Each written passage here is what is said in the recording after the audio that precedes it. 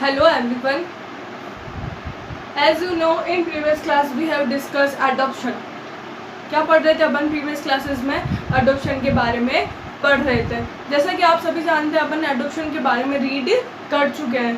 अपन ने previous classes में क्या पढ़ा था? सबसे पहले अपन ने इस चैप्टर अंडरस्टैंडिंग आवर रिलेशंस, अपन अभी तक क्या पढ़ चुके हैं चैप्टर के अंदर? सबसे पहले अपन ने फैमिली पढ़ा. क्या पढ़ा?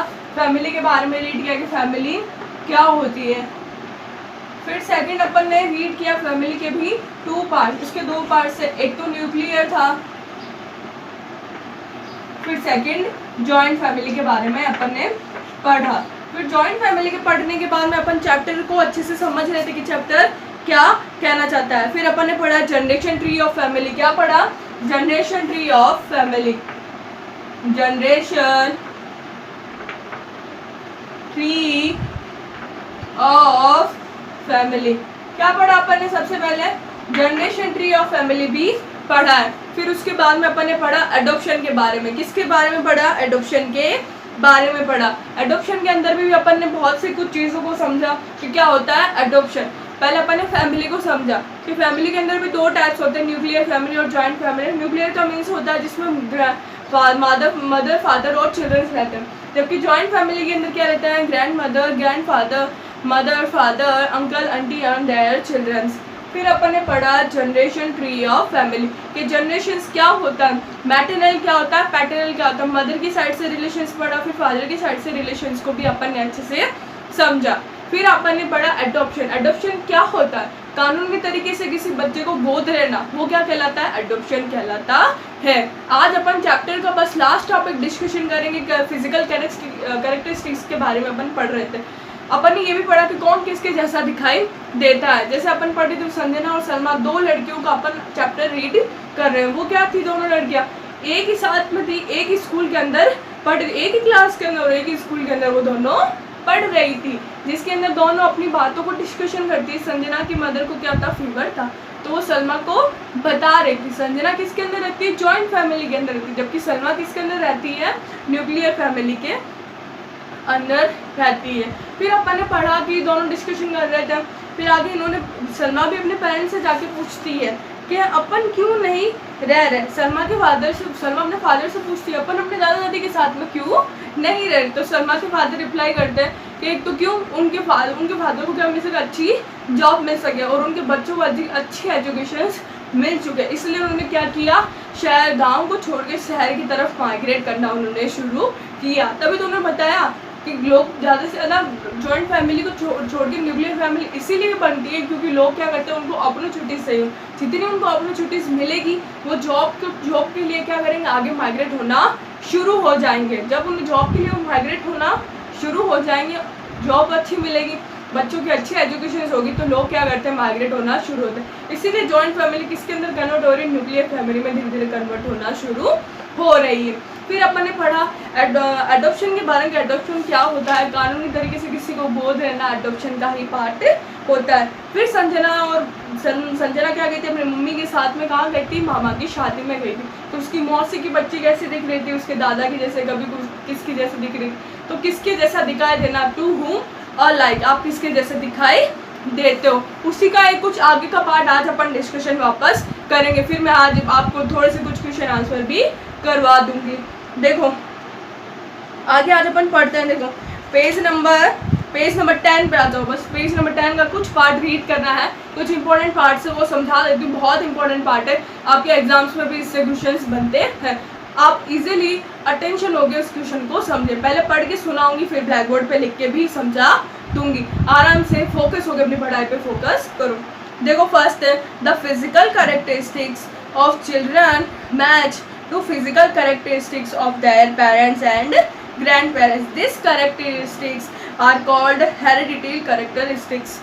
Children got some of their characteristics by the nearby atmosphere which are not hereditary.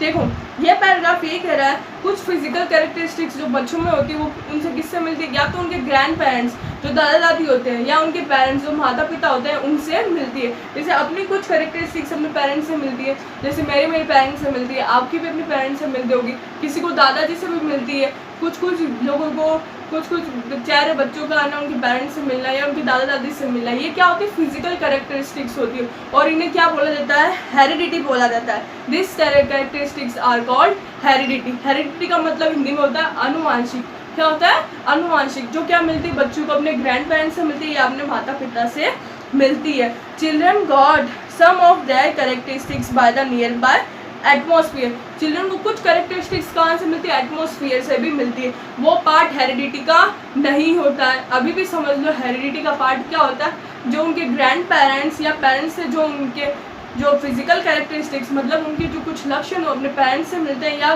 Grand parents से मिलते हैं, वो क्या कहलाता है, हेरिडिटी का पार्ट होता है। हेरिडिटी का पार्ट उनके एटमोसफियर से नहीं मिलता है। अभी जैसे अपन अपने आसपास में कुछ भी वातावरण के अंदर देखते हैं, अपन उसका जैसा बिहेव करना शुरू कर देते हैं, वो हेरिडिटी का पार्ट नहीं होता है। जो आपको अपने ग्रैंड पेरेंट्स और पेरेंट्स से जो आपकी मिलती है, जो मिलती जुलती है, शक्ल मिलना या कभी कभी किसी बीमारियों का होना, वो सारे हेरिडिटी हो सकते हैं। आपको जैसे आपकी ग्रैंड पेरेंट्स से आपकी शक्ल मिलती है या अपने दादा के जैसे आपको कुछ पार्ट आपकी मम्मी के जैसे, कुछ आपके लक्षण जैसे कुछ गुण होना आपके अंदर कि यार ये काम तो अपनी मम्मी के जैसे करती है, ये काम तो अपने पापा के जैसे करती है, ये अपनी मम्मी के जैसे दिखाई देती है, ये अपने पापा के जैसे दिखाई देती है, ये अपने दादा के जैसे दिखाई देती है या दादी के जैसे दिखाई देती है। ये सारा पार्ट किसका आता है, हेरिडिटी का पार्ट होता है। ये हेरिडिटी का पार्ट होता है। एटमोसफियर के अंदर अपन कुछ भी नया देख के समझते तो वो हेरिडिटी का पार्ट नहीं होता है। अभी भी ध्यान से सुन लेना, मोस्ट इंपॉर्टेंट है, आपके इसके क्वेश्चन बहुत ज़्यादा बनते हैं। 2 क्वेश्चन आपके इस वाले पैराग्राफ से ज़रूर आएंगे कि आपकी हेरिडिटी आपके ग्रैंड पेरेंट्स से या पेरेंट्स से मिलती है और किसी से आपकी हेरिडिटी नहीं मिलती है। और एटमोसफियर से तो बिल्कुल भी नहीं मिलती है, ये ध्यान रखना। एटमोसफियर से अपन बहुत सी चीज़ें देख के सीखते हैं, उनका जैसा बिहेव करना शुरू करते हैं। आप अपने फ्रेंड्स के साथ में रहते हो, उनकी जैसे आप बिहेव करते हो, तो वो आपका हेरिडिटी का पार्ट बिल्कुल भी नहीं है। हेरिडिटी कहाँ से मिलती है, या तो ग्रैंड पेरेंट्स से या पेरेंट्स से या घर के कोई भी सदस्य से हेरिडिटी मिलना, कुछ ना कुछ लक्षण है उनके जैसे दिखाई देना, वो सब किसका पार्ट होता है, हेरिडिटी का पार्ट होता है। अब देखो ना, ब्लैक बोर्ड पे लिख के समझा देती हूँ वापस। The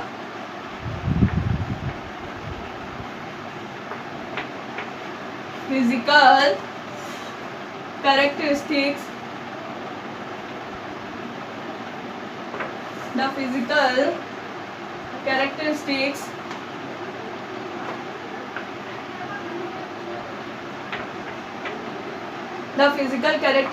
of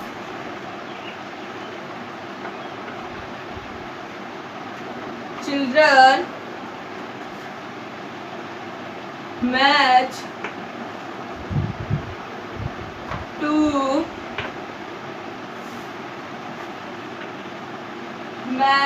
physical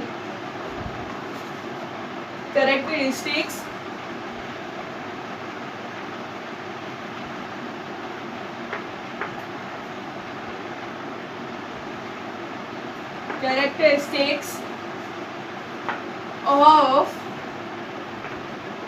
their parents and grandparents. Next line देखो, these characteristics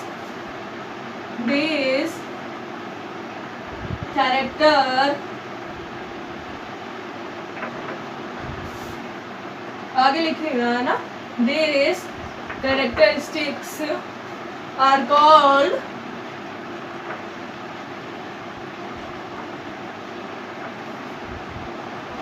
hereditary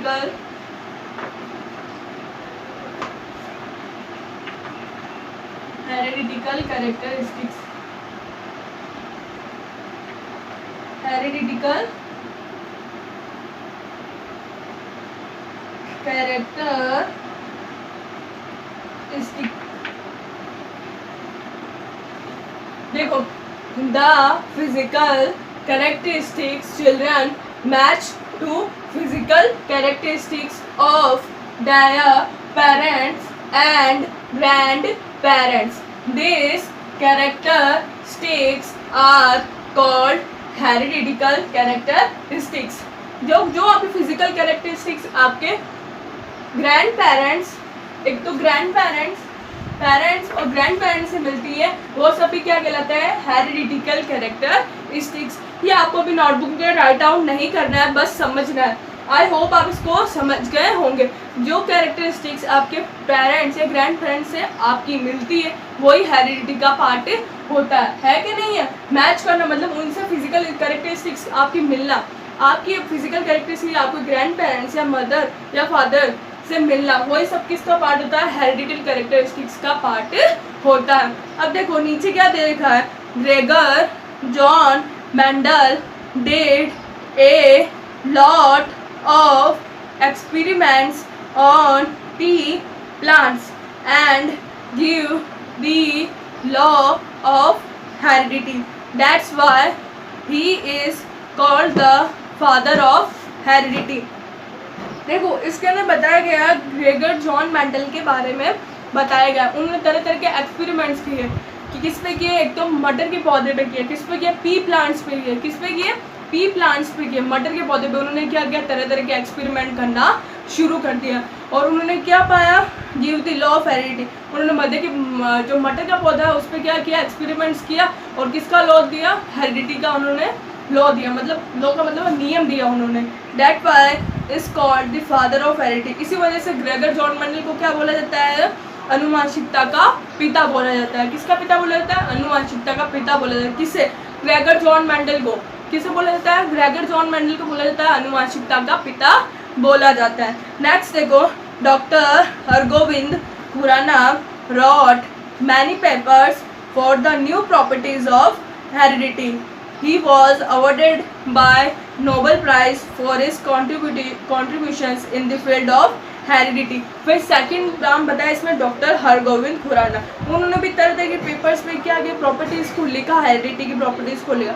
इसकी वजह से उन्हें भी क्या मिला? नोबेल प्राइज़ मिला। उन्होंने किसके फील्ड में? उन्होंने भी क्या किया? हेरिडिटी के फील्ड में अपना कॉन्ट्रीब्यूशन दिया, मतलब अपना दिया कॉन्ट्रीब्यूशन। उन्होंने भी क्या किया? हेरिडिटी के लोगों को आसानी से समझा। उन्होंने यही बताने के लिए उन्होंने भी तरह तरह के एक्सपेरिमेंट्स किए, उन्होंने भी हेरिडिटी के लोगों को समझाया। पर पिता किसको बोला जाता है? ग्रेगर जॉन मेंडल को बोला जाता है, क्योंकि उन्होंने ही सबसे पहले हेरिडिटी का नियम दिया था, इसलिए उन्हें अनुवांशिकता का पिता बोला जाता है। जबकि हरगोविंद खुराना ने बहुत सारे एक्सपेरिमेंट्स किए, बहुत सारी प्रॉपर्टीज़ बताए हेरिडिटी की, इसके लिए उन्हें इसी वजह से नोबेल पुरस्कार भी दिया गया, क्योंकि उन्होंने भी हेरिडिटी के फील्ड में बहुत सारे कॉन्ट्रीब्यूशंस दिए थे। देखो ब्लैक बोर्ड पे, Gregor John Mendel did a lot of experiments on P plants. P plants का मतलब होता है जो आपके मटर के पौधे होते हैं उस पर। Give the law of heredity. Law का मतलब होता है नियम। उन्होंने तरह तरह की उन्होंने क्या दिया? हेरिडिटी का नियम दिया। That why he is called the father of heredity. इसी वजह से उन्हें क्या बोला गया? अनुवांशिकता का पिता बोला गया। हेरिडिटी का मीन्स होता है अनुवांशिकता। क्या होता है?